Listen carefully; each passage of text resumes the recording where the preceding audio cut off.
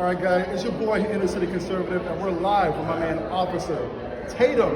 This guy's a lot bigger in person than I would ever thought, man. Well, how you doing, man? I'm doing well. Good, good. It's a great time to be alive. It's a great time to be a black conservative. Now, Officer Tatum, if I got a minute at your time, I'm trying to figure out how a brother like you, can become conservative.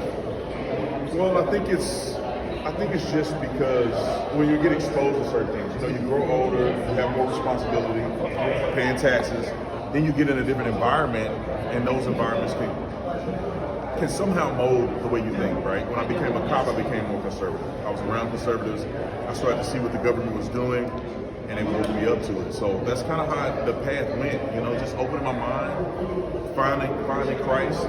That was a contributing factor because I let go of all that hatred and racism and stuff that I felt in my heart. Yeah. Growing up, when we were taught to hate white people. So you felt that? You felt that growing up? You had some hatred towards white people? Yeah, it was, and even in college, because I took Africana studies in college. We learned about lynching, slavery, and that bitterness started to brew in me. Yeah. But it wasn't until I met Christ that I was like, we all God's children. Let me let that go. Yeah. And that gave me the opportunity to open my mind to some different stuff. Gotcha. Now, Brandon, like you, man. I mean, not like you, but I got a moderate online presence, and I know I get it from all angles. Liberals, everyone calling me an uncle this. Does that get to you? Does it ever come across your desk? People, black people, white liberals calling you all these derogatory terms because of your beliefs? It happens, but I don't care. Yeah. It's like somebody calling me ignorant. I know I'm not ignorant. I'm intelligent. Yeah. So it's like just words that people are saying. It doesn't bother me at all. It only would bother me if it came from somebody I love, right? Mm-hmm. If my mama said it to me, it'll bother me. Yeah. And my parents are very supportive of what I do, Yeah. and the people that matter to me, they're open-minded, even if they agree with me or not. They don't call me names like that. So everybody else, I couldn't care less. What do you think about liberals who feel like they have to resort to ad hominems, particularly towards black conservatives, specifically? It doesn't bother me because I know what position they're in, right? When you're in a position where you don't have facts on your side and you can't make an articulable argument, you have to go with that and text. That's the only way you can feel like you can escape the situation without getting embarrassed. Yeah. So a lot of these people just don't have the facts on their side.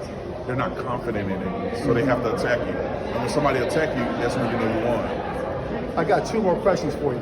It being 2025, how do you feel about Democrats still having to use the old adage of Republicans are racist? How do you feel about them still having to use those terms? Well, I'm waking up. Well, I'm learning that other people are waking up to the fact that it's all bullcrap. Look at the last election. Racist. We won by a landslide. Yep. And not only did we win by a landslide, Trump won the popular vote. So all that racism talk don't work no more. People are waking up from it. So I actually like that they keep saying that because it makes them look ignorant. The more you say it, the more we see that it's not true, the more people turn and vote. What's it going to take for 50% of the black population to vote Republican in 2028? It's going to take black leaders like yourself and I to continue to speak truth.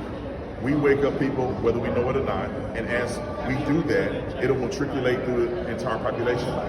And we just have to be activated. We can't just talk on social media. We have to be I wouldn't say in the streets, but we got to be communicating with people directly. Right. We have to go in communities that are heavily Democrat and talk to them.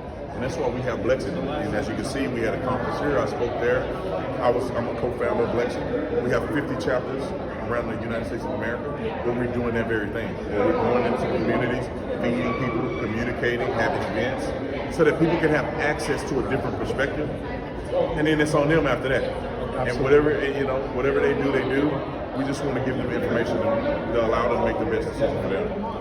Y'all heard it from the guy, the legend himself, Officer Tatum. Thank you so much for your time. You use one of my videos, which I love, by the way.